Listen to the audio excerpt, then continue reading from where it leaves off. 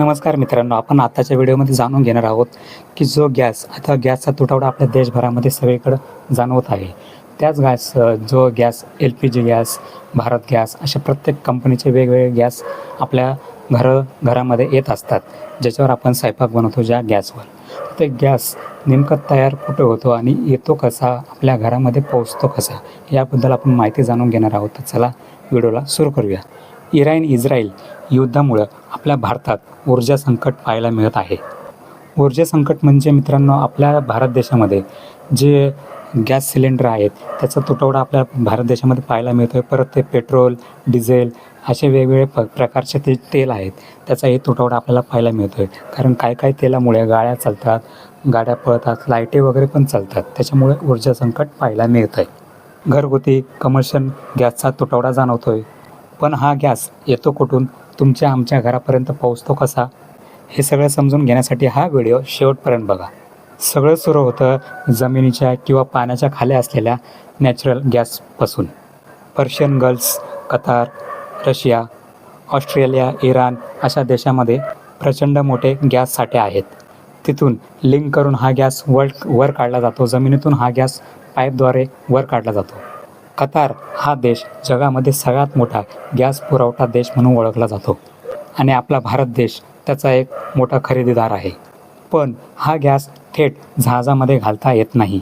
तो गॅस स्वरूपाचा असतो, तो खूप जड असतो, तो खूप जागा घेतो. म्हणून त्याला -सेल्सिअस 160 डिग्री अंशावर थंड करून LNG म्हणजेच लिक्विड नॅचरल गॅस बनवतात.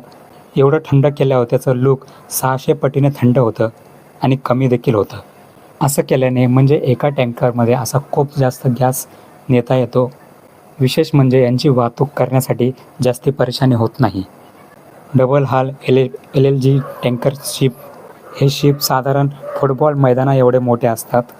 म्हणजे विचार करा मित्रांनो, त्या जहाजामध्ये किती मोठा गॅस बसत असेल. त्या जहाजामधून लिक्विड गॅस हा भारताच्या किनाऱ्यावर येतो. भारतात सध्या दहेज, हजिरा, दाभोळ, कोची आणि इन्नोर हे 5 मोठे LNG गॅस सिलेंडरचे मोठे प्रमुख टर्मिनल आहेत. तिथे शिप येऊन थांबते आणि तिथून ते LNG उतरवले जाते, म्हणजे तो गॅस उतरवला जातो. तिथे पोचल्यानंतर एक महत्त्वाची प्रक्रिया होते. ती प्रक्रिया म्हणजे रिगॅसेस सेक्शनची. जो जहाजेमध्ये गॅस असतो त्या गॅसला परत लिक्विडमध्ये कन्वर्ट केलं जातं. त्या गॅसमध्ये रूपांतर करण्यासाठी समुद्राचं पाणी वापरतात. पाण्याच्या उष्णतेमुळे तो LNG गॅसमध्ये रूपांतरित होतो पाण्यामध्ये. यात जास्त ऊर्जा लागत नाही.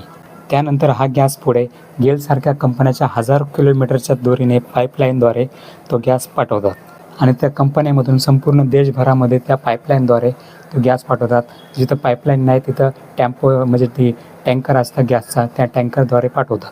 आणि तुम्ही म्हणत असाल मित्रांनो, हे लोक पाईपलाईन का वापरतात? कारण ते पाईपलाईन वापरायचं कारण त्या गॅसचं प्रेशर खूप म्हणजे जास्त प्रमाणात असतं. जसं पाण्याचं प्रेशर असतं तसं गॅसचं प्रेशर असतं, म्हणून ते लवकरात लवकर पोहोचतं गाडीपेक्षा. म्हणून त्या पाईपलाईनद्वारे त्या कंपन्यांमध्ये गॅस पुरवला जातो त्या पाईपलाईनद्वारे. शेवटी दिल्लीतील IGL, मुंबईतील MGL अशा या कंपन्या गॅसला डिस्ट्रीब्यूट करून घेतात स्वतःकडे. मग ह्या कंपन्या तुमच्या घरांमध्ये ज्या आता पाईपलाईनद्वारे गॅस आहे त्याद्वारे किंवा सिलेंडरद्वारे तुमच्या घरामध्ये गॅस पोहोचतो. अशा प्रकारे ही प्रोसेस चालू असते. आता महत्त्वाचं म्हणजे इराण आणि इस्रायल युद्धामुळं तिथने गॅस पुरवठा होणं बंद झालेला आहे. जगातील 30% गॅस या समुद्री प्रवाहातून जातो. त्याचं कारण युद्ध चालू झाल्यामुळे ती गॅसची सरळ पाईपलाईन असते, त्या पाईपलाईन आता बंद केलेली आहे या युद्धामुळं. कारण ती पाईपलाईन सुरू ठेवली की युद्ध बॉम्ब पडला की ती पाईपलाईन फाटून जाईल, म्हणून ती पाईपलाईन बंद केलेली आहे. त्यामुळे भारताला आता रशियाकडून पेट्रोल मागवलं जातं, तेल मागवलं जातं, गॅस मागवला जातो. हे सगळं इराणकडून यायचं पहिलं आणि कतारकडून यायचं. आता या टँकर्सला खूप मोठा वळसा घ्यावा लागेल. शिपिंग कॉस्ट वाढतील. ती शिपिंग कॉस्ट वाढल्यामुळं LPG गॅस अशा वेगवेगळे प्रकारचे गॅस, पेट्रोल महाग होतील आणि याचा परिणाम आपल्या LPG cylinder, gas, Bharat gas असे प्रत्येक आपल्या ज्या घरामध्ये गॅस येतो त्यामध्ये त्या परिणाम आपल्याला दिसायला मिळेल. आणि मित्रांनो, तुम्हाला ही माहिती कशी वाटली? तुमच्या ज्या देशापासून गॅस येतो तर आपल्या घरापर्यंत तो गॅस कसा पोहोचतो मी तुम्हाला ही माहिती सांगितली आहे माझ्या पद्धतीने. तर कशी वाटली, काय वाटली नक्की कमेंटमध्ये कळवा. आवडलं असेल लाईक करा, शेअर करा. चॅनलवर नवीन असाल नक्की सबस्क्राईब करा. तर चला भेटू अशाच नवीन माहितीपूर्वक व्हिडिओमध्ये. चला बाय. जय हिंद, जय भारत. चला बाय.